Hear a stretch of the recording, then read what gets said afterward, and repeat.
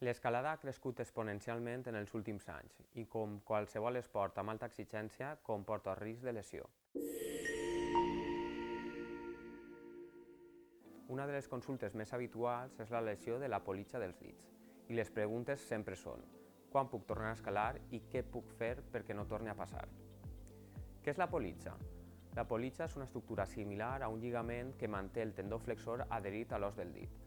Permet que el tendó transmeta força de manera eficient. Quan es produeixen càrregues altes repetides o en posicions exigents com la regleta, pot aparèixer inflamació, dolor, edema i pèrdua de mobilitat. El primer pas, valorar el grau de la lesió. No totes les lesions de politja són iguals. És fonamental descartar lesions associades, determinar el grau de ruptura i establir un pronòstic adequat. Segons el grau, el tractament pot ser conservador o, en casos greus, quirúrgic. El període d'aturada pot variar aproximadament entre 4 setmanes i diversos mesos. Quin és el paper de la fisioteràpia? Durant la fase inicial, control de l'edema i l'hematoma, prevenció d'adherències i protecció amb fèrrules o embenatges específics. En fases posteriors serà important la recuperació progressiva de mobilitat, reintroducció de càrrega gradual i educació en gest i prevenció de lesions.